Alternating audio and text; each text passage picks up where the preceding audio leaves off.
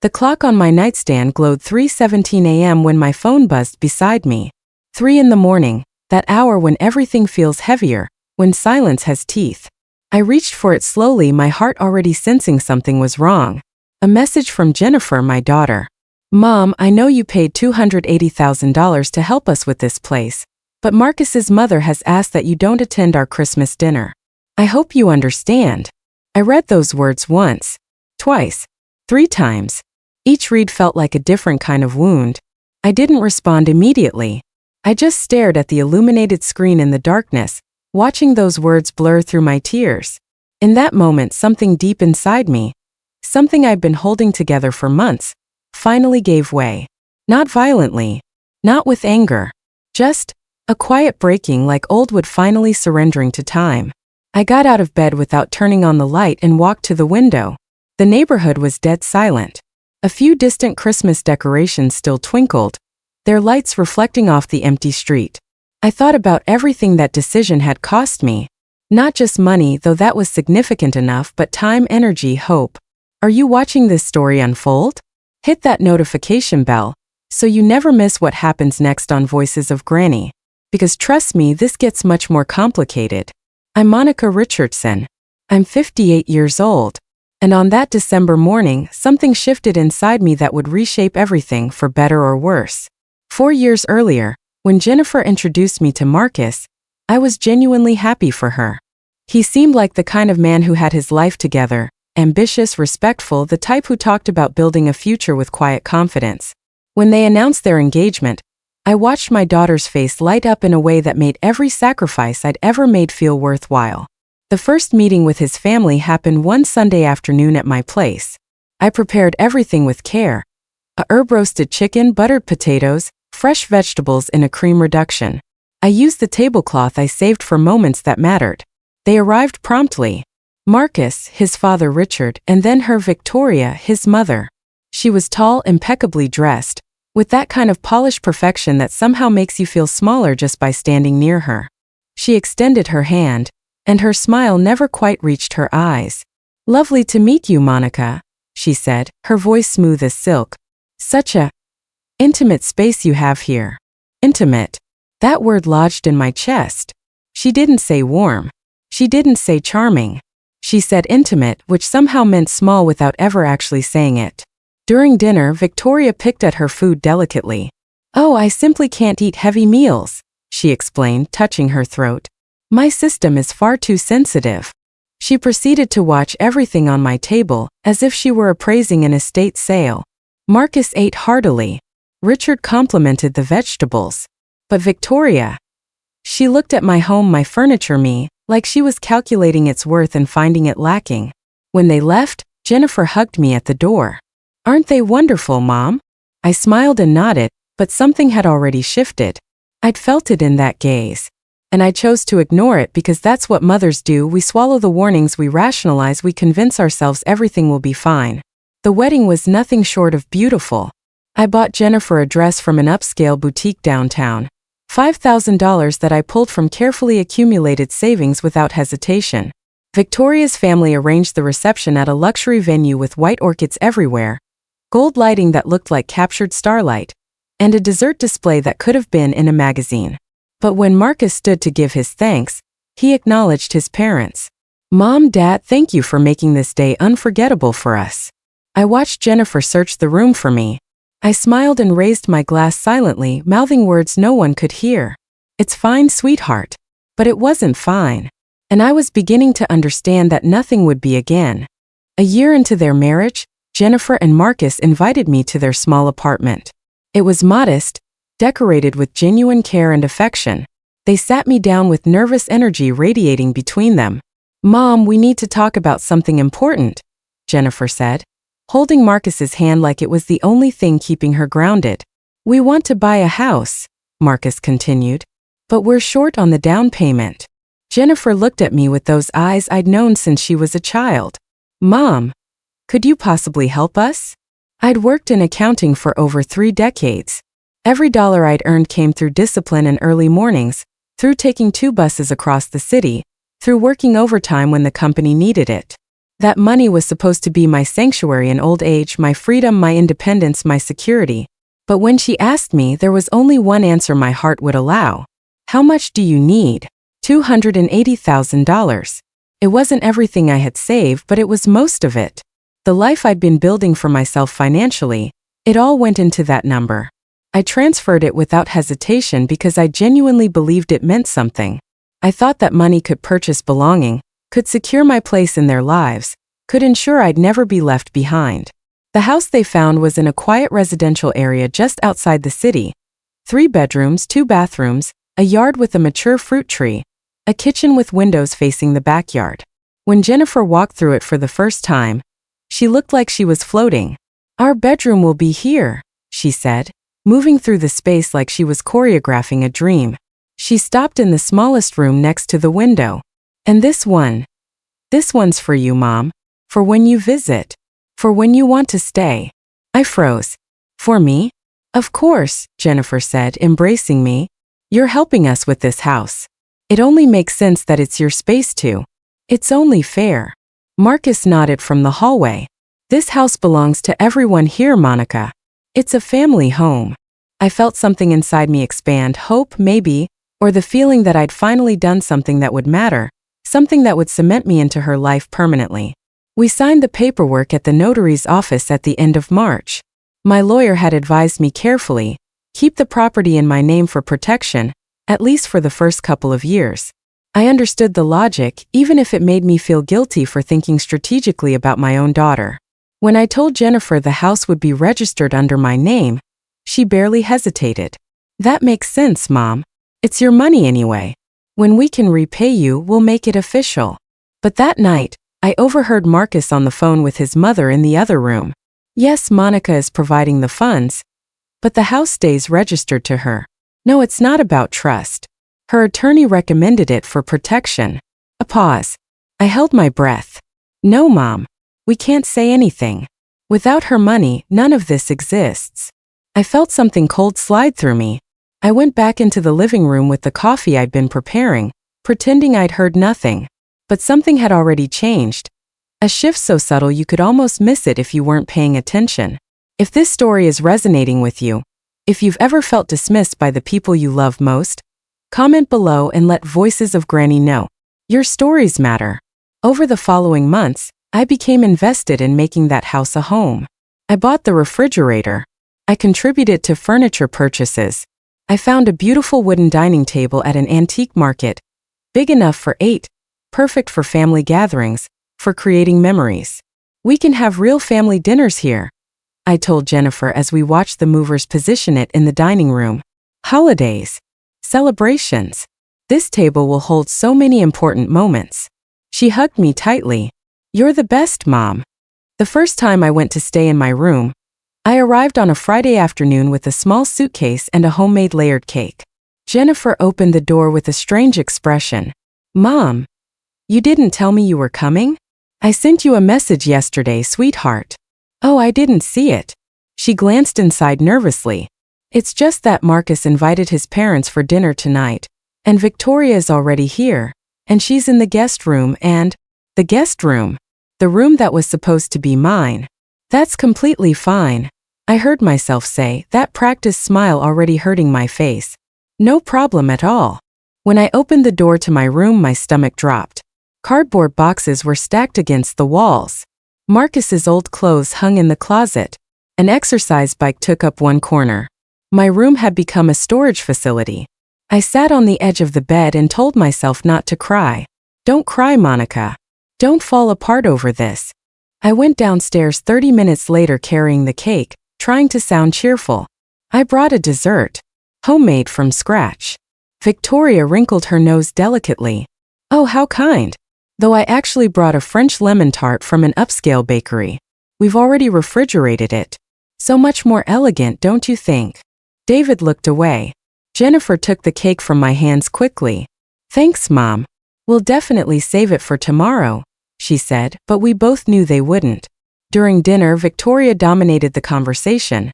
Stories about her country club, her recent travels to Europe, how expensive everything had become.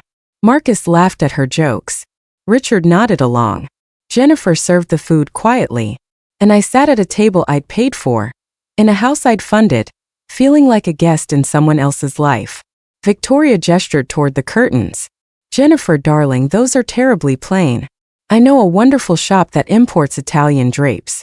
I'll have them sent as a Christmas gift. This whole house just needs a bit of refinement, doesn't it? Refinement. As if everything I'd contributed lacked taste. I excused myself, claiming a headache, and went upstairs to my storage room. I lay on the bed staring at nothing, understanding for the first time that money doesn't buy you a place in someone's heart. Sometimes it just buys you a front row seat to your own exclusion. The following months were a series of small injuries, each one so subtle that I convinced myself I was being oversensitive. But pain doesn't become less real just because it's delivered quietly. Jennifer stopped calling as frequently. We used to talk every single day, even if just for 10 minutes before sleep. Now 3-4 days would pass without hearing her voice. When I called, she was often busy, rushing between obligations. Mom, I can't talk right now. I'm shopping with Victoria. Mom, we're heading to brunch with Marcus's parents. Family tradition, you know. Mom, we're at Victoria's looking at fabric samples. I'll call you back. It was always Victoria. Victoria, Victoria, Victoria. Like she was slowly becoming the more important woman in my daughter's life. One Saturday afternoon, I asked about something we'd always done together.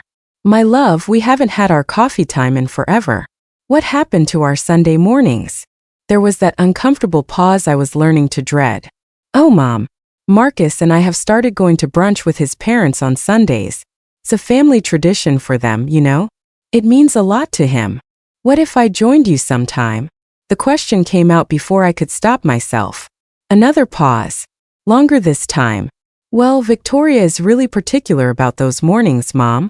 She sees it as her time with Marcus. I hope you understand. Her time with Marcus. My daughter's husband had somehow become Victoria's possession, and Jennifer was the gatekeeper protecting that relationship. I wanted to ask when I'd stopped mattering in those calculations, but I already knew the answer. It's fine, I said, and I meant it to sound like acceptance, but it came out like surrender. Don't worry about it. After we hung up, I looked at her graduation photo for a long time. She was 22 in that picture, holding her business degree with that huge, confident smile. I was beside her, my arm around her, both of us beaming with pride. Mom, everything I am is because of you, she'd said that day. At what point had that changed? I decided to try harder, to be more present. Maybe I was the problem. Maybe I needed to show up differently, be more flexible, more understanding. So I started bringing her meals every Tuesday. I'd prepare something special: chicken chili, meatballs and tangy sauce, creamy corn soup, beef stew with roasted vegetables. Things I knew she'd loved since childhood. Little pieces of home that I could deliver. The first few times she received them with genuine joy. Oh, Mom, thank you so much. This smells amazing. But gradually her enthusiasm faded like a photo left too long in the sun. One afternoon, I arrived with a meatloaf that had taken me 3 hours to prepare. Jennifer opened the door looking tired. Mom, I've mentioned this before. You don't need to cook so much. It's a lot of work for you. Sweetheart, I enjoy it. You work so hard, and this way you don't have to worry about dinner. She lowered her voice, almost embarrassed. It's just that Victoria brings us prepared meals too, and our refrigerator is already packed. It's becoming, well, it's a lot. I stood there holding the container, watching her struggle to find kind words for my rejection. Do you want me to take it back? No. Leave it. I'll make room for it somewhere. But I saw it in her eyes. My effort was a burden. My love had become an inconvenience. Later, when I went to the kitchen to place the container, I saw them. Elegant glass containers with printed labels. Victoria's risotto. Victoria's Mediterranean salad. Victoria's berry dessert. My meatloaf in its faded plastic container looked pathetic sitting next to all that culinary perfection. It's really delicious, Mom, Jennifer said behind me, but her voice didn't sound convinced. I drove back to my apartment with something lodged in my throat, that feeling you get right before you cry, except I was learning not to cry. Crying meant breaking, and I couldn't afford to break. In October, Jennifer turned 28. I'd been planning her celebration for weeks, coordinating every detail with precision. I'd reserved her favorite restaurant, the same one where we'd celebrated her last 5 birthdays. I'd personally invited her 2 closest college friends, my sister Rachel, and of course Marcus. I sent the digital invitation a week in advance, giving everyone ample notice and plenty of time to arrange their schedules. Jennifer called me that same evening. "Mom, the invitation was really sweet, but..." And there it was. That was becoming the soundtrack of my life. Victoria already planned a surprise dinner for me on that same day at her house. "She didn't know you'd already organized something." The words hit me before I could brace myself. "Jennifer, I sent you that invitation a full week ago. We've been talking about this celebration for a month." "I know, Mom. I know." "So you're telling me you're going to cancel our plans for her?" "It's not like that. Everything is already arranged. She hired caterers. She ordered a custom cake. She's invited the whole family. I can't tell her no."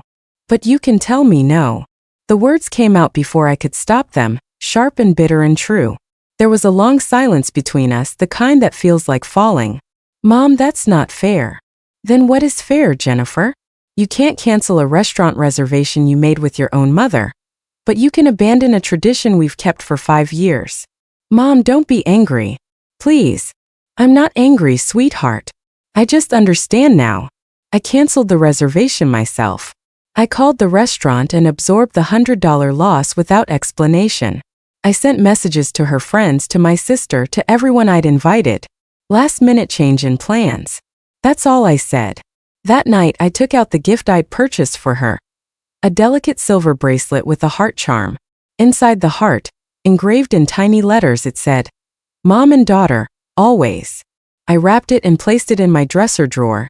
In that growing collection of things I no longer knew what to do with. On Jennifer's birthday, she sent me a photo from Victoria's dinner. A long table decorated with gold and white balloons. A 3-tiered cake with sugar flowers. Marcus hugging Jennifer. Victoria posing beside them with that triumphant smile that had become so familiar. The text said, "I missed you, Mom, but it was beautiful. Thanks for understanding." I replied, "Happy birthday, my love. May God bless you always." I didn't mention the canceled dinner. I didn't mention the lost deposit. I didn't mention the bracelet sitting unworn in my drawer, because that's what we're taught mothers do. We swallow the pain, we smile through it. We say everything is fine even when something inside is actively dying. November arrived with an unusual cold snap. Jennifer called one Wednesday evening, and I held my breath because I'd learned to be afraid of her calls. "Mom, do you have plans for Christmas?" Christmas. Our tradition. Since she was a little girl, Christmas Eve had always been ours, just the 2 of us. We'd make the stuffing together, we'd roast the turkey, we'd play carols and wrap presents and create memories that made the whole year make sense. "I was hoping we'd spend it together like always," I said, trying to sound casual, though my heart was already racing. "Well, this year is going to be different." That word, different. It was becoming a trigger, a warning sign. Victoria wants to have Christmas dinner at our house. She says the stairs at her place have become too difficult for her to manage. So we thought it would be nice to host it at your house. Your house. As if I'd already been erased from it. "I understand," I managed. "And me? Will I be there?" "Of course you'll be there. Your family."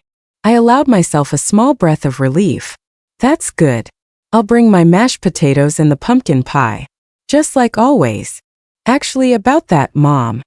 Jennifer's voice became uncertain. "Victoria already has the menu completely planned. She's bringing everything." "But Jennifer, I always make the Christmas mashed potatoes. It's our thing." "I know, Mom, but you know how particular she is about everything. She likes it done a certain way. Her way. Can I at least bring the pie?" "Mom, honestly, just don't worry about bringing anything. Just come and enjoy the day with us. That's all we need. That's all we need." But what I heard was, "We don't need you. We barely want you here." But I still didn't understand it. I still thought if I made myself smaller, more accommodating, more willing to disappear, there would somehow still be a place for me. How wrong I was. December arrived with that particular magic Christmas brings. Lights everywhere, carols in every store, families preparing to celebrate. I tried to convince myself that this year would be different, that maybe Victoria and I could finally find common ground, that perhaps this Christmas would be the moment everything fell into place. I was so naive. On the 10th of December, I went to the mall to find Jennifer's gift. I walked through the bright aisles watching couples and families, feeling terribly alone but pushing forward. In an upscale jewelry store, I found the perfect thing: a set of silver earrings and a matching necklace with blue stones. Jennifer had always loved blue. "This is for my daughter," I told the saleswoman. "What a beautiful gift," she replied with a genuine smile. "I'm sure she'll absolutely love it." I paid $230, money I was already having to stretch from my increasingly depleted savings. But I didn't hesitate because I still believed then that love could be quantified in presents, that my sacrifice meant something. That same afternoon, sitting in the food court with my coffee, my sister Rachel called. "Monica, are you busy right now?" "I'm at the mall." "Why? Is something wrong?" "I need to tell you something, and I'm not sure if I should, but I think you need to know." My heart immediately began racing. "Rachel, what happened?" "Last night I ran into Jennifer and Victoria at the grocery store. They were in the Christmas decoration aisle. I was going to say hello, but then I heard what they were talking about." "What did you hear?" Rachel hesitated, and that hesitation told me everything. "Monica, Victoria was telling Jennifer that your presence at Christmas made her feel uncomfortable." The floor seemed to shift beneath me. "What exactly did she say?" "She said, 'Jennifer dear, I understand she's your mother, but truthfully I'm not comfortable with her at family occasions. She's just, how can I say this? Very plain. She doesn't fit with our circle. She doesn't belong.'" The word plain cut through me like a blade. Not rude, not unwelcome, just plain. "And what did Jennifer say?" I asked, though I was terrified of the answer. Rachel's voice became heavy with sadness. "She didn't defend you, Monica. She stayed quiet. And then she said, 'I know, mother-in-law, but I can't tell her not to come. She's my mom.' Like you were an obligation. Like your presence was something to be tolerated, not celebrated." I sat at that table in the food court, surrounded by the laughter of families preparing to celebrate, and for the first time in months, I felt something different from pain. I felt rage. If you're following this story, if you're beginning to understand where this is heading, please subscribe to Voices of Grania, because what happens next is going to shock you. I couldn't sleep that night. I lay in bed for hours reviewing every conversation, every gesture, every comment I'd minimized or excused. The delayed responses, the canceled traditions, the way my contributions had been systematically erased. My daughter was pushing me away, and I'd been too afraid, too hopeful, too desperate to see it clearly. At 2 a.m., I got up and turned on my computer. I searched for the house documents, the deed, the transaction records, the proof of the money I'd transferred. Everything was registered in my name. I was the legal owner. Jennifer and Marcus were simply residents. I printed everything and placed it in a folder. I didn't know why. I just knew I needed to keep those documents close, needed the physical reminder of what was actually mine. The following days were surreal. Jennifer called a couple of times with that hurried voice, but I no longer listened the same way. Now I noticed every uncomfortable pause, every subject change when Christmas was mentioned, every "I have to go" that came too quickly. On December 14th, I decided to go to their house unannounced. I needed to see my daughter. I needed to look into her eyes and ask her if what I'd heard was true. I rang the doorbell at 11 a.m. Marcus answered, surprised to see me. "Monica, good morning. We weren't expecting you. I came to see Jennifer. Is she home?" "She's upstairs. Come in." I walked through the house, my house, and immediately noticed the changes. New curtains. Beige elegant. The ones Victoria had promised to give them. The couch I'd helped purchase was covered with decorative pillows I'd never seen. On the mantelpiece, there was a large framed photo. I moved closer. It was a family portrait. Marcus, Jennifer, Richard, Victoria, all smiling in front of Victoria's Christmas tree. I looked for my photo, the one of the two of us at her graduation. The photo that had always been on that mantelpiece. It was gone. On December 14th, I decided to go to their house unannounced. I needed to see my daughter. I needed to look into her eyes and ask her if what I'd heard was true. I rang the doorbell at 11 a.m. Marcus answered, surprised to see me. Monica, good morning. We weren't expecting you. I came to see Jennifer. Is she home? She's upstairs. Come in. I walked through the house, my house, and immediately noticed the changes. New curtains. Beige elegant. The ones Victoria had promised to give them. The couch I'd helped purchase was covered with decorative pillows I'd never seen. On the mantelpiece there was a large framed photo. I moved closer. It was a family portrait. Marcus, Jennifer, Richard, Victoria. All smiling in front of Victoria's Christmas tree. I looked for my photo. The one of the two of us at her graduation. The photo that had always been on that mantelpiece. It was gone. Jennifer came downstairs in pajamas with uncombed hair. Mom, is something wrong? Can't a mother come see her daughter? My voice sounded different than I'd intended. Harder. Clearer. Of course you can. It's just, you should have let me know. Why, Jennifer? So you could tell me you were busy. She froze. We sat in the living room like two strangers, uncomfortable silence stretching between us. Mom, you seem off. Are you okay? Off? Yes, like angry. I took a deep breath and made a decision.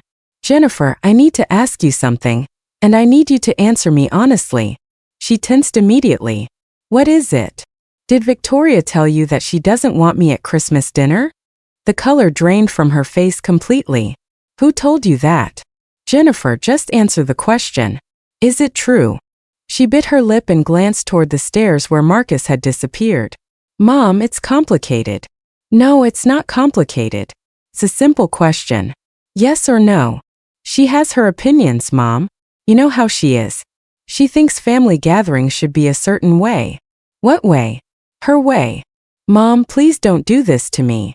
Do what to you, Jennifer? Ask you if I still have a place in your life. Of course you have a place. You're my mother. Then why are you excluding me from Christmas? I stood in the house I bought for, surrounded by traditions I created, and I was being erased. Jennifer stood up, frustrated. Mom, you just don't understand. Victoria is very important to Marcus, and I can't keep fighting with her. She gets angry. When she's upset, she stops talking to us for weeks. And Marcus suffers. And I suffer watching him suffer. And me? Don't I suffer? You're my mother. You'll always be there. You're my rock. Even when you erase me from your photographs. Even when you reject my food. Even when you cancel our traditions. Don't be so dramatic. Those words hit like a slap across the face. Dramatic. As if my pain was an exaggeration, a performance. Dramatic? My own daughter. That woman doesn't want me at Christmas dinner in the house that I paid for. Mom, enough. It's always the same with you. You always bring up the money because it's the truth. Well, if it bothers you so much, take your money back. The silence that followed was absolutely deafening. Jennifer covered her mouth, eyes widening with regret. Mom, I'm sorry. I didn't mean that. I got up slowly and picked up my purse. No, sweetheart, you're right. I understand everything now. Mom, wait, I didn't. Stop. I left that house and got into my car with my hands shaking on the steering wheel. When I got back to my apartment, I sat in my dining room and typed a message to my attorney. Mr. Patterson, I need urgent advice regarding the property in my name. Can we meet tomorrow? He responded within minutes. Of course, Monica. Tomorrow at 10 a.m. at my office. Is everything all right? No, nothing was all right. And I had just realized that I'd been swallowing a pain that no longer fit inside my chest for months. But something had fundamentally shifted. That pain was transforming into something else, clarity. And clarity, when it finally arrives for a woman who's been underestimated for far too long, can be the most dangerous thing in the world. I woke up at 6 a.m. the next morning having barely slept. Every time I closed my eyes, I heard Jennifer's voice. Well, if it bothers you so much, take your money back. Those words had pierced something essential in me. Not because of the anger, but because of the truth beneath them. To my daughter, my sacrifice had become a weapon. My love had become a burden. And I had become someone to be tolerated. I made coffee I couldn't finish. I showered mechanically. I put on a gray suit I hadn't worn in months. I needed to feel powerful, even though I was breaking apart internally. At 9:30 a.m., I was at Mr. Patterson's office. He greeted me with his usual kindness, a man in his 60s with gray hair, thick glasses, and the kind of serious demeanor that makes you feel heard. Monica, come in, please. Sit down. Can I get you anything? No, thank you. I've already had coffee. Well then, tell me what brings you here so urgently. Your message sounded serious. I took out the folder and placed it on his desk. Mr. Patterson, I need to understand exactly what my rights are to this property. He opened the folder and reviewed the documents carefully, page by page, in complete silence. The only sound was the rustling of paper as he turned each page. Finally, he removed his glasses and looked at me directly. Monica, you are the absolute legal owner of this property. Your name is the sole title holder on the deed. Jennifer and Marcus have no ownership rights whatsoever. They are registered as authorized residents only.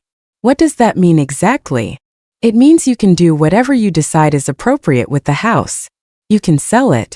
You can rent it out. You can ask them to leave. It's entirely your decision to make.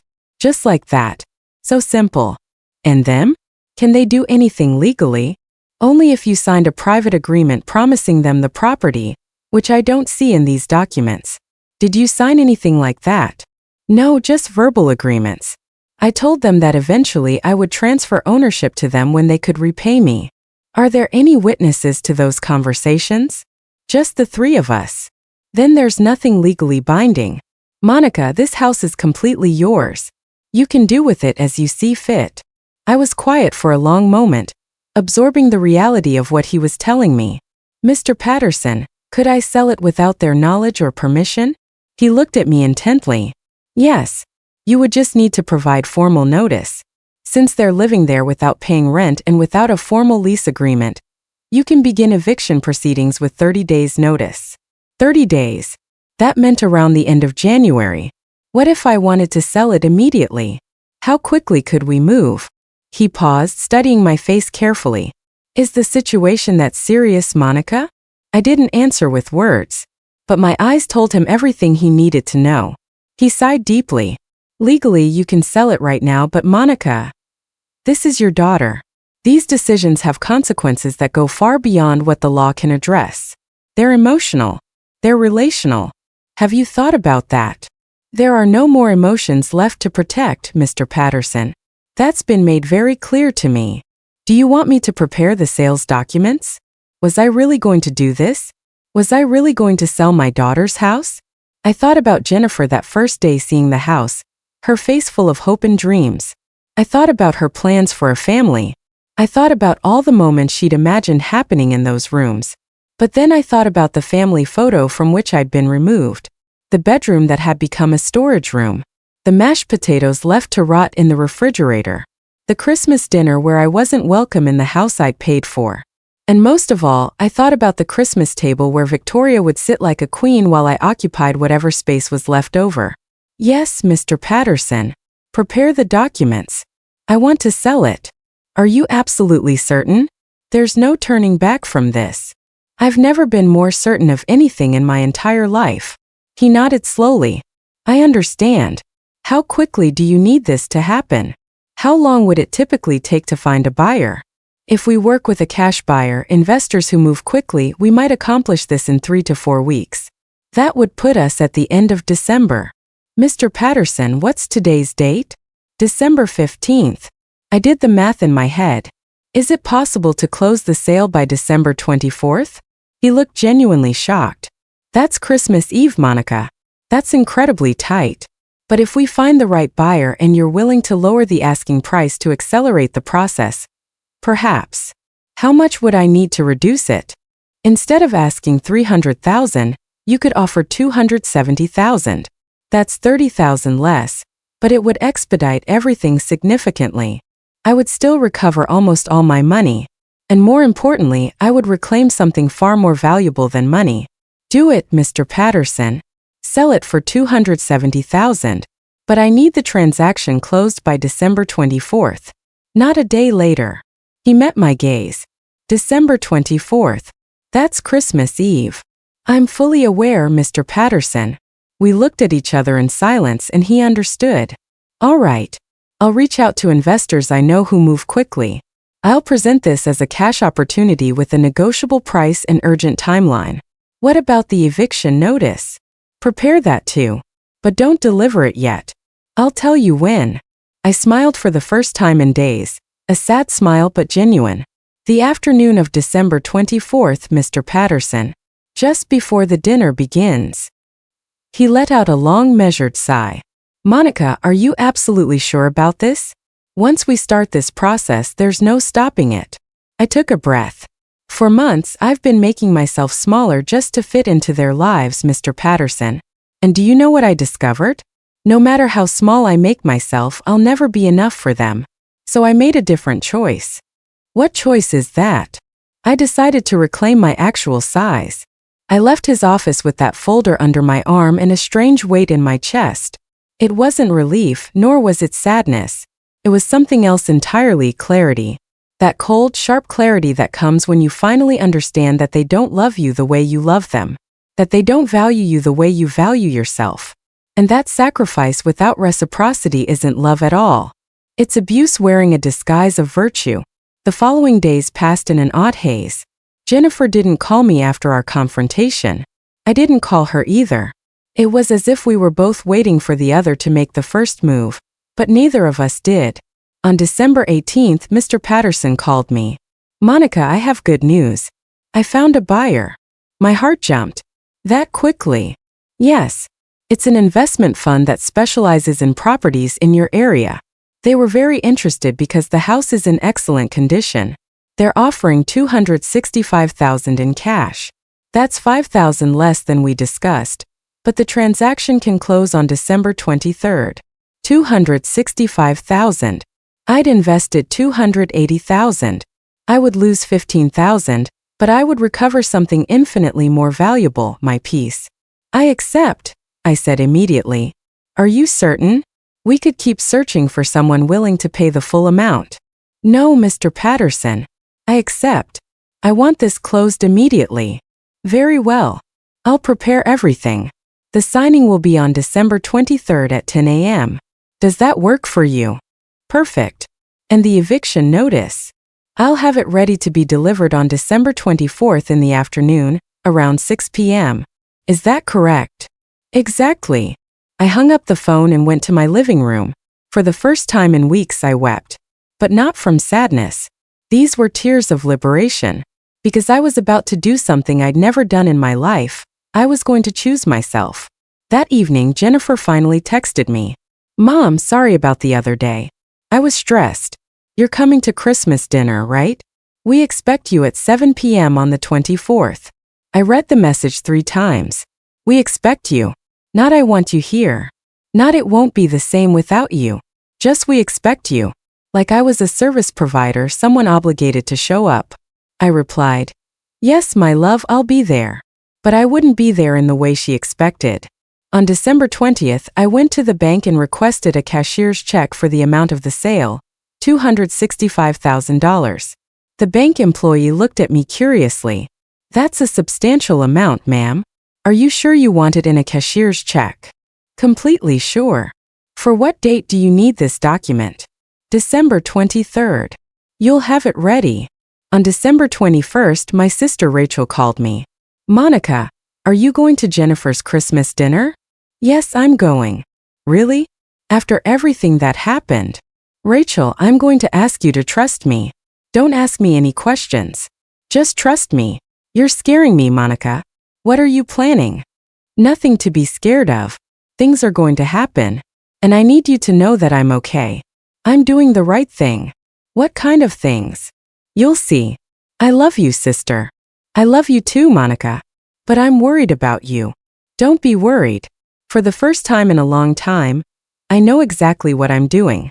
On December 22nd, I went to the house and packed everything I'd left in my room. There wasn't much. Some clothing, a couple of books, a photograph of my late husband that I'd placed on the nightstand. I put it all in a small bag, and when I closed that door, I knew I would never enter that room again. On December 23rd, I arrived at Mr. Patterson's office at 9:30 a.m. The buyer was already there, a young man, approximately 35 years old, wearing an impeccable suit, carrying a leather briefcase. His name was Thomas Mitchell, representing the Riverside Investments Group. "Ms. Richardson, a pleasure to meet you," he said, extending his hand. "We reviewed your property last week. It's in exceptional condition." "Thank you, Mr. Mitchell. I've tried to maintain it well." Mr. Patterson arranged the documents on the table. "Very well. Here we have the deed of sale, Ms. Richardson. You are transferring all rights to the property located at Oakmont Avenue, number 312, to the Riverside Investments Group for the amount of $265,000. Do you agree?" "I agree," I said. "Mr. Mitchell, does your fund accept these terms?" "We do. We're very pleased with this opportunity." "Then please proceed to sign." I signed every page with a steady hand. Not once did it tremble. When I finished, Mr. Mitchell handed me the cashier's check. "Here you are, Ms. Richardson. $265,000. I took the check and looked at it. It was just a piece of paper, really, but it represented my freedom. "And when will you take possession of the house?" I asked. "Legally, from this moment forward. However, we understand the current occupants will need time to vacate. When do you think they can leave?" I looked at Mr. Patterson. "Mr. Patterson, the eviction notice gives them 30 days, correct?" "That's correct." "Then they have until January 24th, I said to Mr. Mitchell. He nodded. "Perfect. That gives us time to plan the renovations. We're converting it into an executive rental property." An executive rental. It wouldn't be Jennifer's in any sense anymore. It would belong to strangers. And somehow that felt exactly right. I left that office with the check in my purse and the eviction notice in a manila folder. I went straight to the bank and deposited the check. $265,000. Not everything I'd invested, but enough. Enough to recover my dignity. That afternoon, I sat in my living room and wrote a letter. Not to Jennifer, but to myself. "Dear Monica, today you sold the house you bought for your daughter. Today you recovered the money you gave with love. Today you chose your dignity over their comfort. And that's okay. You are not a bad mother. You are a woman who finally understood that love cannot be begged for. That sacrifice without reciprocity is not noble. It's abuse. And sometimes the most loving decision you can make is to walk away. Tomorrow will be difficult, but it will also be the first day of the rest of your life. And that life finally belongs only to you." I folded the letter and placed it in my dresser drawer, next to the bracelet that said, "Mom and daughter always," next to all the other things I'd been carrying that no longer had a place. That night I went to bed early. Tomorrow would be Christmas Eve, the day everything would change. The day I would stop being invisible. Subscribe to Voices of Granny right now if you haven't already, because what happens next will absolutely shock you. I woke on December 24th at 5 a.m., having slept barely 3 hours. But it wasn't the insomnia of anxiety. It was the alert wakefulness of someone standing at the edge of an irreversible decision. I lay in the darkness listening to the silence of my apartment. On other Christmases at this hour, I would already be in my kitchen preparing turkey stuffing, chopping vegetables, putting cranberry sauce on the stove with cinnamon and orange. Those aromas that meant home, family, love. But this year was different. I got up slowly and made coffee. I sat by my window and watched the city wake up. The first light of dawn painted the sky in shades of pale orange and gold. It was beautiful, almost cruel in its beauty, the most painful day of my life, and the sky was absolutely clear. At 8 a.m. my phone rang. It was Jennifer. I hesitated before answering, but I did. "Hello, Mom. Good morning. How are you?" Her voice sounded cheerful. Falsely cheerful. "I'm fine, sweetheart. How are you?" "Oh, Mom, I'm running around like crazy here. Marcus's mother arrived early with everything for dinner. She brought turkey, ham, salads, desserts. She even hired someone to serve. Everything is going to be beautiful. A hired server in the house I paid for. The final insult wrapped in a ribbon." "That sounds wonderful, Jennifer. What time are you getting here, Mom?" "Dinner is at 7, but you can come early if you want to help set up." "Help set up? As if I were staff. I'll arrive at 6:30, Jennifer." "Perfect, Mom. See you then. I love you."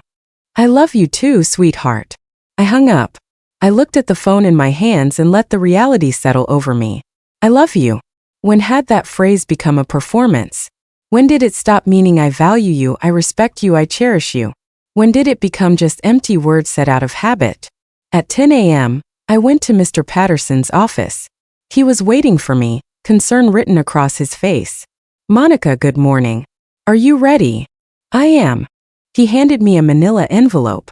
Inside was the eviction notice, printed on official letterhead, with both his signature and mine, complete with all the necessary legal seals. By means of this document, the occupants of the property located at Oakmont Avenue, number 312, are hereby notified that they must vacate the premises within a maximum period of 30 calendar days from the date of receipt of this document, due to the property having been sold to a third party. The legal owner, Ms. Monica Richardson, exercising her full legal rights, has decided to transfer the title of said property to the new owners. I read every word. Every word was heavy. Every word also freed me. Are you absolutely certain you want to deliver this today? Mr. Patterson asked once more. They're going to react very badly. You understand that, right? I know they will say things. I know they will be furious. I know they will. Yes, Monica, I understand. You've thought this through. I have, Mr. Patterson. And I'm still going to do it. He sighed. You're a very brave woman, Monica.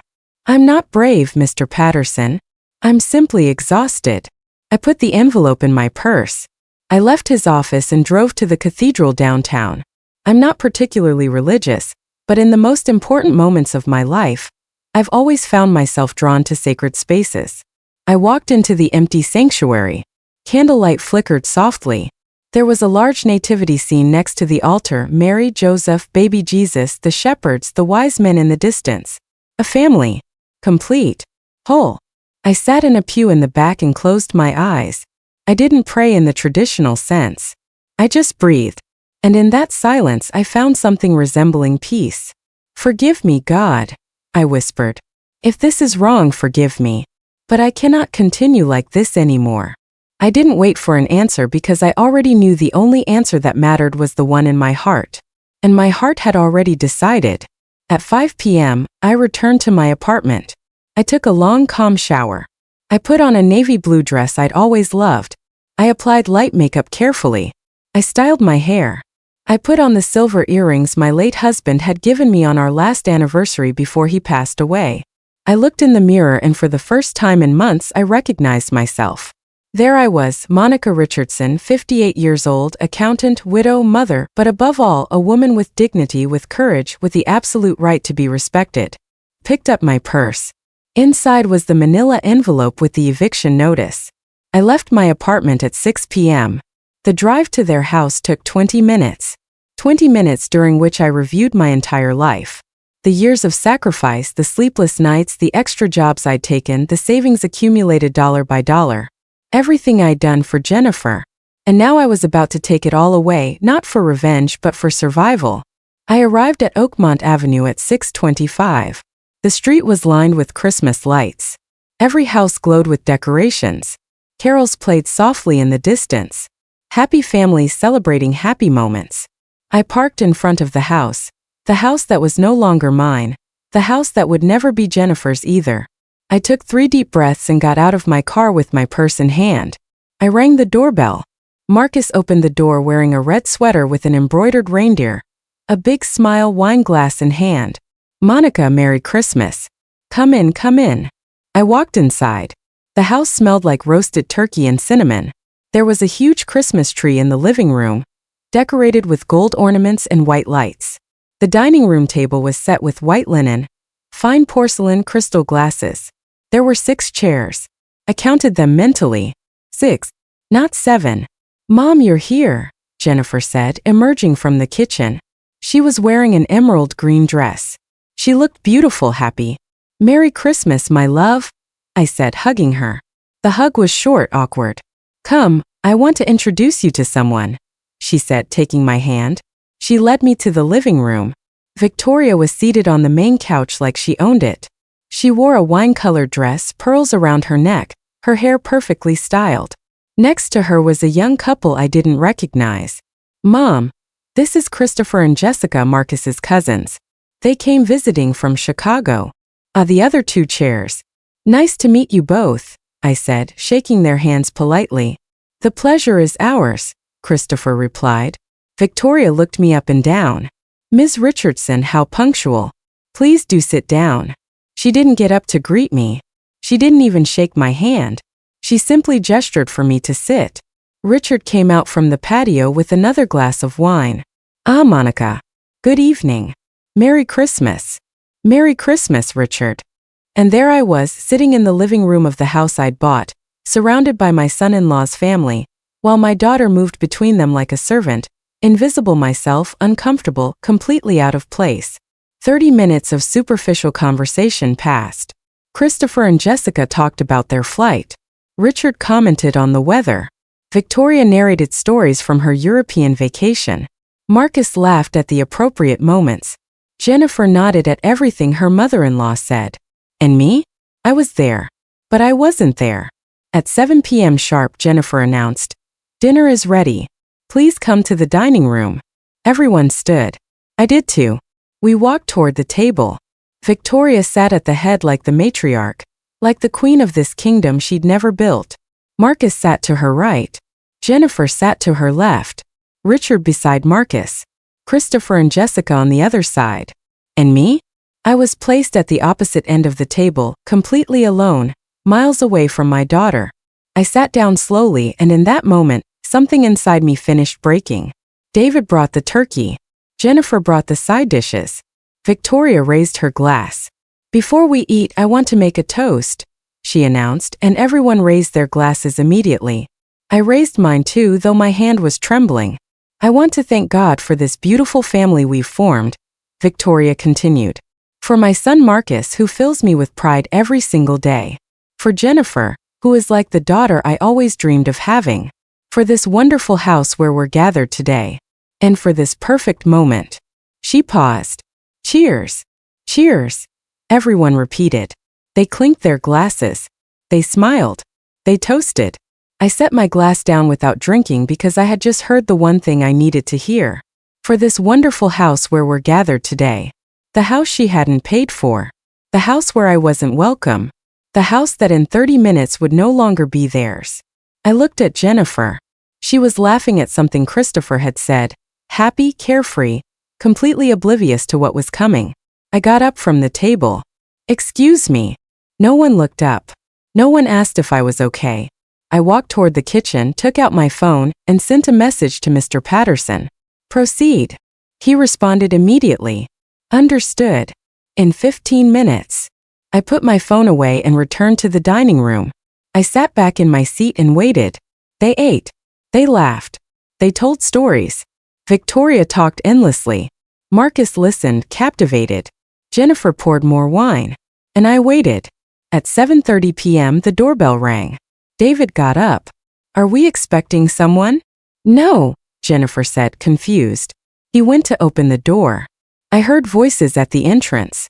Seconds later, David returned, his face completely pale. "Jennifer, there's someone here who needs to speak with you." Jennifer stood up, puzzled. "Who is it?" "It's a process server," came a voice from the entryway. The table fell absolutely silent, like someone had pressed pause on the entire world. Jennifer left the room. I remained seated, calm, breathing steadily. Mrs. Victoria frowned with obvious disdain. "A process server on Christmas Eve," she said dismissively. "How disrespectful." 2 eternal minutes passed. Then I heard Jennifer scream. "What? No. This can't be. This can't be real." We all got up from the table. We rushed to the entryway. Jennifer was standing with an open envelope in her hands. Her face was absolutely white, trembling. David read the document over her shoulder, his expression shifting from confusion to shock. "It can't be," he whispered. "What's wrong?" Richard asked. Jennifer turned to me. Her eyes were full of tears, but they weren't tears of sadness. They were tears of rage. "Did you do this?" Everyone looked at me. I held her gaze. "Yes, Jennifer. I did." "You sold the house." "Yes." "How could you?" Her voice broke. "We live here. You lived here. You have 30 days to vacate. The sale was finalized this morning."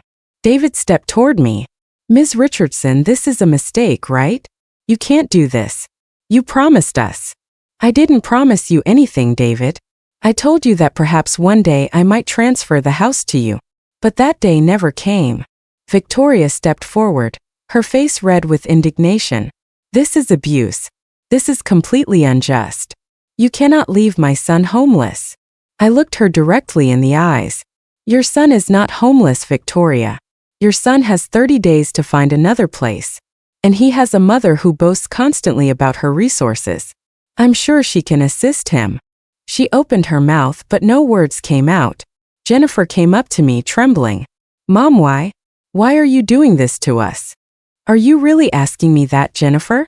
Because you made it very clear to me that I had no place in your life. You excluded me from your table. You rejected my love again and again. You chose this woman over your own mother. I pointed to Victoria. You made your priorities perfectly clear. That's not true. That's not. Then tell me, Jennifer. Where were my mashed potatoes tonight? Where was the pumpkin pie? Where was my place at this dinner? She fell silent. Exactly. There was no place for me. But there was room for all of them. Because David's family doesn't accept me, and you allowed it. Victoria intervened. You are a resentful and bitter woman. No, Victoria. I am a woman who finally learned to value herself. You didn't ruin Christmas, Victoria. Your daughter-in-law sent me a message saying you didn't want me here. That's what ruined Christmas. Sarah turned pale. How? How did you know that? Because I wasn't the only one who overheard your conversation at the grocery store, sweetheart. Victoria's face turned purple. She looked at Jennifer with pure fury. You said that in public? I didn't know anyone was listening, Jennifer said weakly. I approached my daughter. Jennifer, I gave you everything. My money, my time, my love. And what did you give me in return? Crumbs. You made me feel invisible. You made me believe I was wrong for expecting respect. Mom, I never. Yes, you did. And it's fine. I'm not angry anymore. I'm just tired. Picked up my purse. You have until January 24th. The new owner has already paid.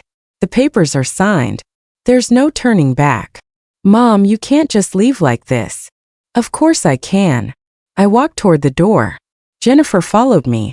Mom, wait. Can we talk? Can we fix this? I stopped and turned to look at her. You know what the saddest thing is, Jennifer? That I would have given anything to hear you say those words 2 months ago. But now it's too late. It's never too late, Mom. For some things, it is. I left that house. I closed the door behind me, and I heard the chaos that remained inside. The yelling, the arguments, the crying, the complete breakdown of everything. I drove aimlessly for an hour. The streets were empty. Everyone was home celebrating. Families gathered around tables, full of togetherness, of laughter, of connection. I was alone in my car with trembling hands on the steering wheel. But I wasn't crying. I still wasn't crying because I knew if I started I might not be able to stop. Finally, I stopped at an overlook on the outskirts of the city. From there, the entire city spread out below me, illuminated by thousands of lights. Each light was a house. Each house contained a family. Each family told a story. I turned off the engine and sat in the silence. And there, in that absolute solitude, I finally breathed. Really breathed. For the first time in months, I felt my lungs fill completely. There was no one to please. No one to smile falsely for. No one to make me feel small. Just me. And my decision. And my freedom. I took out my phone. I had 15 missed calls from Jennifer, 8 messages from Marcus, 3 messages from unknown numbers, and 1 from Rachel. I opened Rachel's first. Monica, are you okay? Jennifer called me crying. She said you sold the house. I don't know what to say. Please take care of yourself. I love you, sister. I replied. I'm fine. Better than I've ever been. Don't worry about me. Then I opened Marcus's messages. Ms. Richardson, please can we talk? Jennifer is devastated. This was very cruel of you. I didn't think you were capable of something like this. At least give us more time. My mom is right. You are a very harsh woman. Jennifer won't stop crying. How will you sleep tonight knowing what you've done? I read every message without feeling anything. Not guilt, not regret. Just clarity. Finally, I opened Jennifer's messages. They showed the progression of her emotions over the past few hours. Mom, answer me, please. Mom, I need to talk to you. I can't believe you did this. How could you ruin our Christmas? Marcus is furious. Victoria says you're a horrible person. You know what? She's right. You're selfish. You only think about yourself. You never cared about my happiness. It was always about the money. I wish Dad were alive to see what you've become. That last message hit me like a physical blow. She mentioned my late husband, the man who had loved me, respected me, valued me, and she used him as a weapon. I closed my eyes. I took 3 deep breaths. And I wrote my response. Jennifer, I'm only going to answer you once. Then I'm turning off my phone. I didn't ruin your Christmas. Your Christmas was already ruined the moment you decided I wasn't welcome in it. I'm not selfish. I'm a woman who finally understood that self-love is not selfishness. Yes, I thought about myself for the first time in a very long time. And I'm not going to apologize for that. And about your father. Your father would be proud of me because he taught me that respect is the foundation of love. And you forgot that. I love you, Jennifer. I will always love you. But I will no longer allow you to treat me like I'm invisible. When you're ready to talk truthfully, without yelling, without accusations, without your mother-in-law, I will be there. But not before. Merry Christmas. I sent the message. I turned off my phone and placed it in the glove compartment. I stayed at that overlook until 11 p.m., watching the city lights, thinking about everything. The years I'd invested in being a mother. The sacrifices I'd made. The times I'd swallowed pain. The times I'd said everything was fine when nothing was fine. And I realized something that filled me with strange peace. I had done the right thing. Not to hurt her, but to save myself. Because if I'd continued like that, 1 more year, 2 more years, 5 more years, I would have become a ghost, someone who existed only to serve others. And that wasn't life. That was erasure.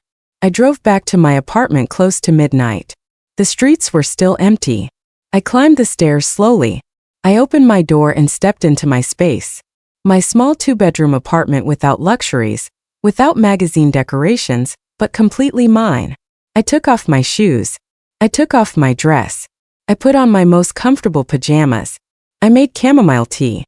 I sat in my armchair. And for the first time all evening I cried. I cried for the daughter I had lost.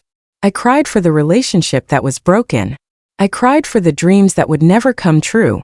I cried for the Christmas I had always imagined and would never have again. But I also cried from relief. Because I no longer had to pretend. I no longer had to smile when I was hurting. I no longer had to make myself small to fit into places where I wasn't wanted. I cried until I had no more tears left. When I finished, I felt empty, but also light. Like a 20-year weight had been lifted from my shoulders. I lay down in my bed. I looked at the ceiling, and I whispered in the darkness, "Merry Christmas, Monica. You did it. You survived." And I fell asleep for the first time in months. I fell asleep in peace. The following days were strange. I didn't turn on my phone. I didn't answer calls. I didn't read messages. I simply existed. I read books I'd been meaning to read for years. I watched movies I'd always wanted to see. I walked in the park.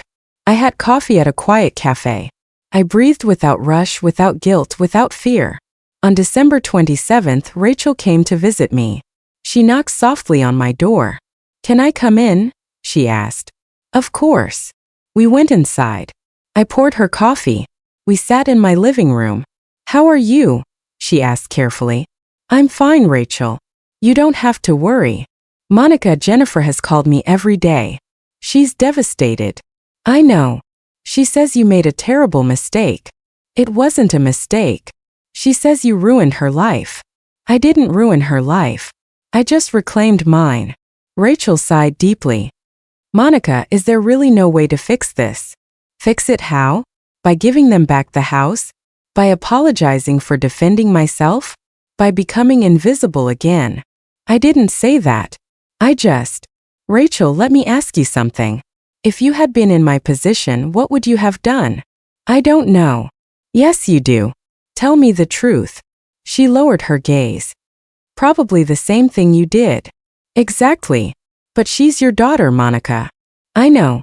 And precisely because she's my daughter, I couldn't keep allowing her to treat me that way. If I had, what kind of example would I be setting? What kind of woman would I become? But what if she never forgives you? That question pierced me. But I had already prepared myself for it. Then I will live with that. But at least I will live with dignity. Rachel took my hand. No matter what happens, I'm with you. Thank you, Rachel. And Monica, for what it's worth, I think you did the right thing. Those words sustained me for the following weeks. On December 30th, I received an email from Mr. Patterson. Monica, I'm writing to inform you that the new owners will formally take possession of the property on January 24th. The current occupants have been notified and so far have not sought legal counsel to appeal. I will keep you informed of any developments. So they weren't going to fight. They understood it was pointless. The house was legally and completely mine and I had sold it. End of story. On December 31st, New Year's Eve, I spent it alone. I didn't go to parties. I didn't answer invitations. I prepared a simple dinner, put on music by classical composers, and at midnight, I poured myself a glass of wine. I toasted to myself. To you, Monica, for everything you survived, for everything you let go of, for everything you will build. And I drank slowly, savoring every sip, not as an escape but as a celebration. On January 2nd, I turned on my phone for the first time in 10 days. I had 43 messages, most of them from Jennifer. I read them all, and in them I saw the progression of her emotions. Mom, please let's talk. December 27th. Mom, I need to speak with you. I can't believe you did this. December 28th. How could you ruin our Christmas? Marcus is furious.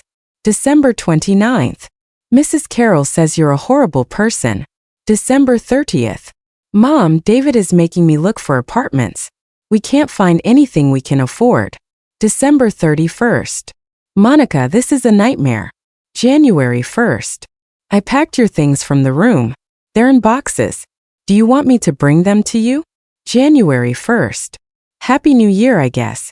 January 1st. Mom, are you really going to let this end like this? January 2nd, early morning. That last message made me think. Was I ending this or had she ended it months ago without realizing it? I replied to only one message. Jennifer, you can bring my things whenever you want. But if you come, come alone. Without Marcus, without Victoria, without anyone else. Just you and me. If you're willing to do that, we can talk. I sent the message and waited. The response came 3 hours later.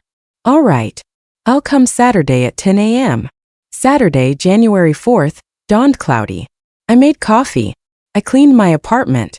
I put fresh flowers on the table. I didn't know if Jennifer would come to fight or to talk, but I was ready for either possibility. At 10 a.m. sharp, the doorbell rang. I took a deep breath. I opened the door. There was my daughter. No makeup. Dark circles under her eyes. Wearing jeans and a sweatshirt. She held 2 boxes in her arms. We looked at each other. And in that moment, I saw something in her eyes that I hadn't seen in months. Vulnerability. Hello, Mom. Hello, my love. Come in. She walked in slowly. She left the boxes next to the door. We sat in the living room in uncomfortable, painful silence. I poured 2 cups of coffee and handed one to her. Thanks, she whispered. We drank in silence for several minutes. Finally, she spoke. Mom, I need to understand. Why did you do it?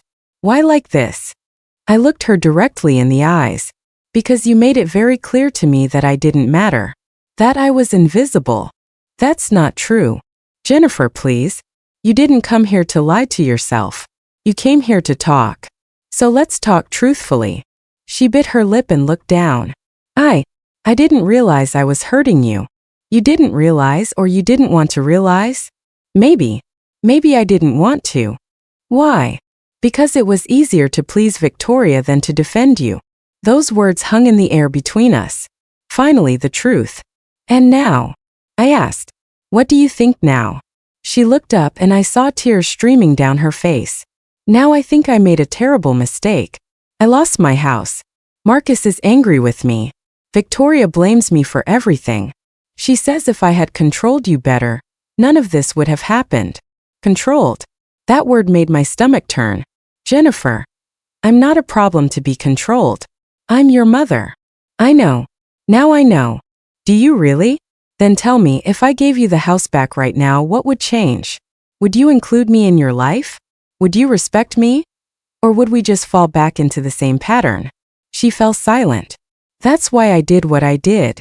Because I needed you to understand that my love is not infinite.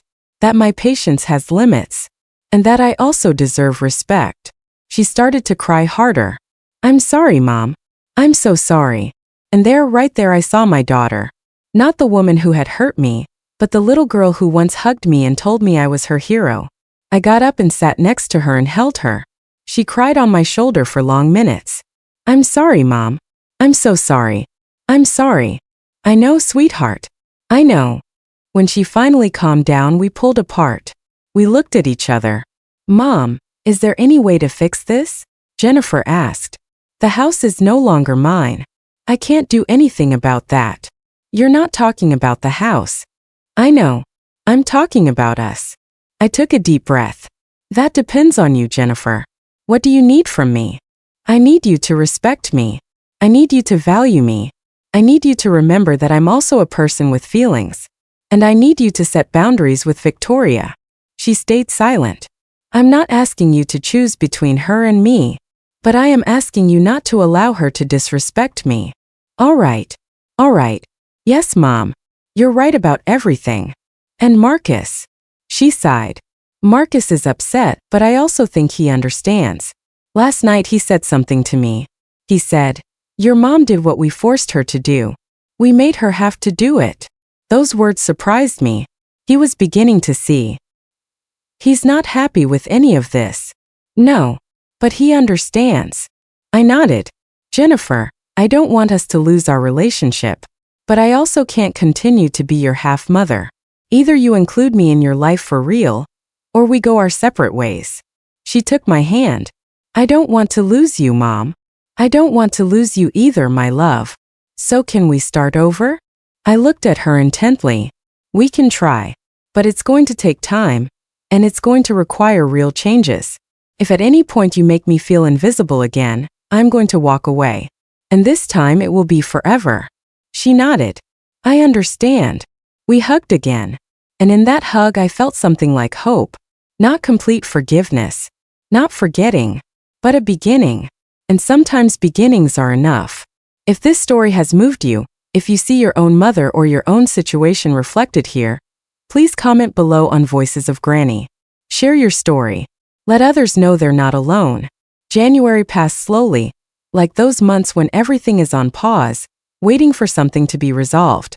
Jennifer and I started to rebuild our relationship little by little, carefully, like walking on broken glass. We met for coffee on Wednesdays, just the two of us, without Marcus, without Victoria, without anyone else. And there in those conversations, I began to know a Jennifer I'd forgotten existed. A vulnerable, honest, scared Jennifer. In one of those coffee dates in mid-January, she told me what was happening. Mom, we found an apartment. It's small, 2 bedrooms in an area we don't love, but it's what we can afford right now. When are you moving? January 20th. 4 days before we have to give up the house. And how is Marcus handling all of this? She sighed. He's different. Quieter. Like he's disillusioned with everything. Disillusioned how? Not with me, but with Victoria. He's starting to see things differently. I waited for her to continue. When Victoria found out we had to move to a small apartment, she was furious. Not with us, but with you. She kept saying you were cruel, that how could you leave your own daughter homeless? But then Marcus told her something he'd never said before. What did he tell her? He told her, Mom, Ms. Richardson did what we forced her to do. If anyone is to blame, it's us. Especially me, for allowing us to treat her that way. I felt a knot in my throat. And how did she react? She got very angry. She told him he was defending the woman who had taken everything from us, that he was being a bad son, that she had done everything for him and this was how he repaid her. And Marcus told her that that was exactly the problem, that she had always made him feel like he owed her everything, and he was tired of living with that guilt. I was silent, processing. Mom, it was the first time I saw Marcus set a boundary with his mother, and she didn't take it well. She left the house crying. She said she wouldn't come back until Marcus apologized. And he didn't apologize. And I think that's what hurts her the most. That for the first time in his life, Marcus didn't give in to her. I took a sip of my coffee. And how do you feel about all of this, Jennifer? Relieved, Mom. Relieved because I finally feel like Marcus and I are a team. Not Marcus and his mom and me. Just the two of us. I'm also sad because I see Marcus suffering. He loves his mom. But he's also understanding that his mom has manipulated him his whole life. That's very painful to watch. Yes. But I also think it's necessary. Sometimes pain is the only way people wake up. I nodded because I understood that truth deeply. On January 20th, I helped Jennifer and Marcus move into their new apartment. I arrived with plastic bins, duct tape, and markers. Mom, you didn't have to come, Jennifer said when she saw me. Of course I did. That's what mothers are for. Marcus came out carrying a lamp. When he saw me, he stopped. Ms. Richardson, I need to tell you something. Tell me, Marcus. I am so sorry for how we treated you. Jennifer and I have talked a lot, and I understand now why you did what you did. And even though it hurt, even though it was very difficult, you were right. His words took me by surprise. Thank you for saying that, Marcus. My father taught me to respect my elders, but I forgot to apply that with you. And that's unforgivable. We all make mistakes. But not all of us pay the price so dearly. Sometimes the highest prices are the best lessons. He nodded. I hope that one day you can forgive us. I already have, Marcus. But forgiving doesn't mean forgetting. It means learning. We shook hands, and in that simple gesture, I felt something close to healing. Not perfect, but real. We spent the day packing and moving. The apartment was indeed small. Nothing compared to the house. The living room and dining room were a single space. The bedrooms barely fit a bed and a closet. The kitchen was narrow. But it was clean and it was theirs. Without debt. Without obligation. Without guilt. What are you going to do with the furniture that doesn't fit? I asked. We're selling it, Jennifer said. The big dining room table, some bookshelves, the whole living room set. We've already posted everything online. And the table? The one I'd given them. Jennifer looked at me. The table you gave us? We're going to sell it, Mom. It doesn't fit here. I felt a pang in my chest. That table where I'd imagined family meals, where I'd pictured laughter and celebrations and Christmases. But that table belonged to a dream that no longer existed. That's fine, my love. It was yours. You can do whatever you want with it. But Jennifer noticed my expression. Mom, if you want it. No, sweetheart. I don't have space for it either. And it was part of a dream that doesn't belong to us anymore. That afternoon, while we were resting, Victoria arrived. No one had called her. No one had told her they would be there. She simply showed up in high heels, designer bag, dark sunglasses, as if she were arriving at a social event. My son, I came to see how you were getting along, she announced. Marcus came out from the apartment. When he saw her, his expression hardened. Mom, what are you doing here? I came to help with the moving. We don't need help. Marcus, don't be ridiculous. Of course you need help. She looked at the building with clear contempt. This is very different from what you had. It's what we can afford, Mom. But you didn't have to get to this point. If only you had. If only I had what, Mom? If only I had forced Monica to give us a house. Don't say nonsense. It's not nonsense. You never wanted to accept that that house wasn't ours. And you put ideas into our heads. You made us believe we had a right to something that didn't belong to us. Victoria took off her sunglasses. Are you blaming me for this? I'm not blaming you. I'm just telling you the truth. I wanted the best for you. Only the best for you. No, Mom. You wanted the best for your image. You wanted to boast that your son lived in a big house. You wanted to control everything. You wanted Sarah and I to live according to your standards. That's why we ended up losing everything. Victoria looked around, searching for support. Her gaze crossed with mine. I was standing next to the apartment door, observing the scene unfold. She pointed at me with her finger. You are behind all of this. No, Victoria. I'm just here helping my daughter. I didn't put anything into their heads. They made their own decisions. You are manipulating them. Marcus stepped in. Stop it, Mom. That's enough. His shout echoed in the street. Several neighbors came to their windows. Victoria turned pale. Marcus, don't raise your voice to me. Then don't provoke me. Victoria is my wife's mother, and from now on you will treat her with respect. If you can't do that, then you are not welcome in our lives. The silence that followed was brutal. Victoria looked at her son as if she didn't recognize him. Are you kicking me out? I'm asking you to respect my family. You are my family, and so is Jennifer, and so is Monica. And if you can't accept that, then yes, I am asking you to leave. Victoria took a step back. Her eyes filled with tears. But they weren't tears of sadness. They were tears of rage. Someday you will regret this. Maybe. But not today. She turned and walked quickly toward her car. She got in and drove away without saying goodbye, without looking back. Marcus stood in the street breathing heavily. Jennifer came out and hugged him tightly. I'm proud of you, she whispered. He hugged her and cried. He cried like I'd never seen him cry before. Because he had just set a boundary that he'd been avoiding for 3 decades. And that hurts even when it's the right thing to do. That night, after finishing the move, we ate pizza on the floor of the new apartment. There was no table yet. There were no chairs. But we were together. Mom, thank you for coming, Jennifer said, leaning on my shoulder. I will always be here for you, my love. But now with healthy boundaries. She smiled. With healthy boundaries. Marcus raised his soda. To new beginnings. We clinked our soda cans together. And at that moment, in that small apartment sitting on the floor, I felt more like family than I had in months in that big house.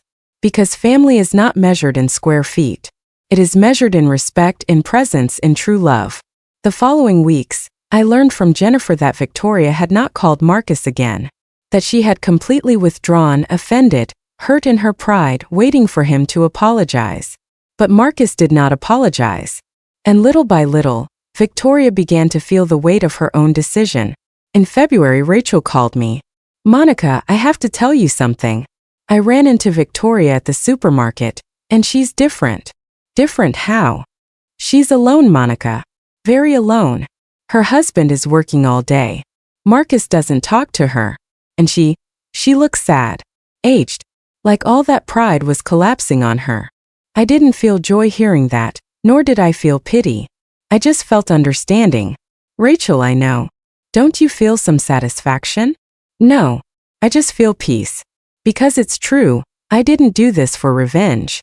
I did it to save myself. And the fact that Victoria is facing the consequences of her own behavior? That's not my responsibility. That's karma. 3 months later, Sarah gave me some news. She came to my apartment one Sunday morning with a bag of donuts and a nervous smile.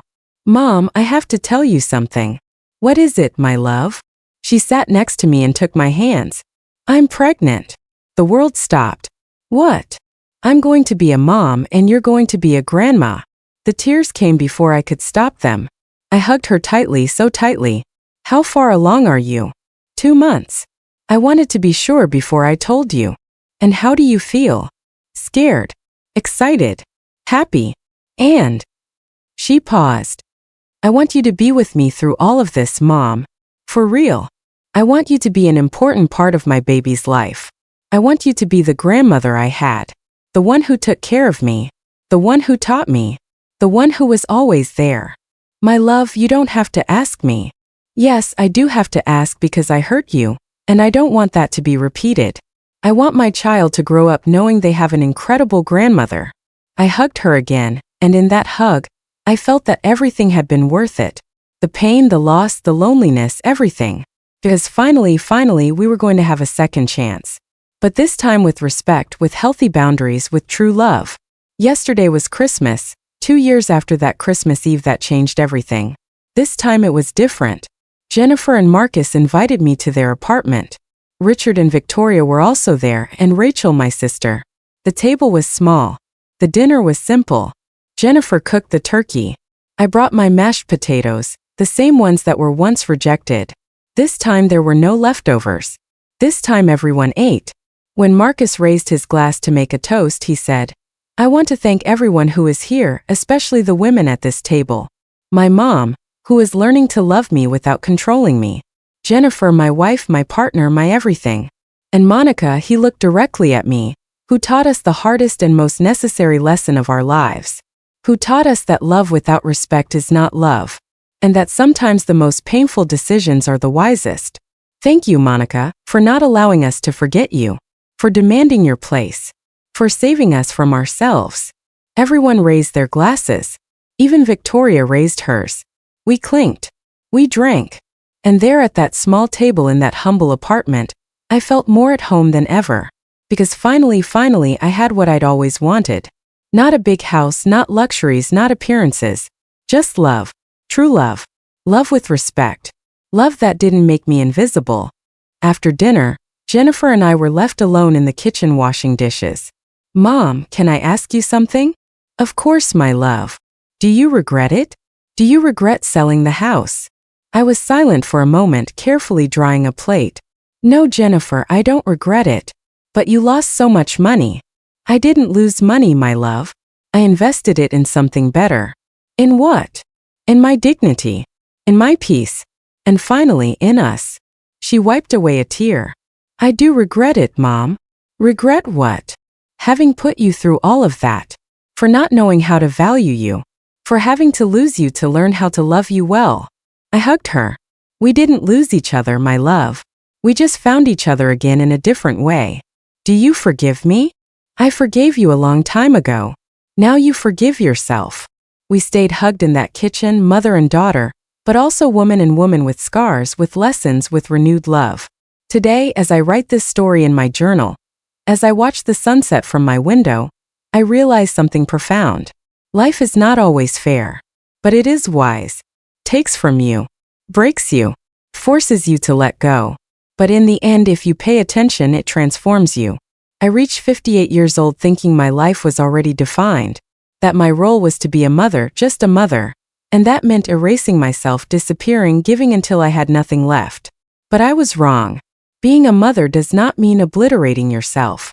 It means teaching. And sometimes the best teaching is by example. The example of a woman who respects herself. A woman who sets boundaries. A woman who chooses her peace over the comfort of others. And that woman I found along the way is me. Monica Richardson. 60 years old now. Amateur painter, soon to be grandmother, daughter, sister, friend. But above all, a complete woman. A woman who learned that the most important love is self-love. Because when you love yourself, you teach others how to love you. And when you respect yourself, you teach others how to respect you. It wasn't easy. It wasn't fast. But it was worth it. Every tear. Every sleepless night. Every moment of loneliness. Every painful decision was worth it. Because today, I can look in the mirror and recognize myself. Today I can walk with my head held high. Today I can say no without guilt. And today I can say yes without fear. If my story touched your heart, if you recognize something of yourself in me, I want you to know something important. You are not selfish for choosing yourself. You are not a bad mother for setting boundaries. You are not cruel for defending your dignity. You are human. And you deserve respect from your children, from your family, from your partner, but most importantly from yourself. Because love that doesn't include you is not love. It is sacrifice. And sacrifice without reciprocity is not virtue. It is abuse disguised as love. Don't make yourself small to fit into spaces that don't value you. Don't apologize for taking up space. Don't beg for love from those who should give it freely because you are worthy. You are important. You are enough just as you are. And if someone doesn't see that, that's their problem, not yours. Sometimes you have to lose to find. You have to let go to receive. You have to break to rebuild. And even though it hurts, even though the road is dark, even though you feel like you won't survive, you will. I know because I survived. If you could, so can you. Thank you for listening to this story until the end. Thank you for walking with Monica through her journey. Thank you for allowing me to share her pain and her healing. If this story touched you, please subscribe to Voices of Granny and hit that notification bell. Share this with someone who needs to hear it. Because sometimes one story is enough to change a life. And if it changed yours, then every moment of Monica's struggle was worth it. May God bless you. And always remember, your worth does not depend on how much you sacrifice. Your worth exists simply because you exist.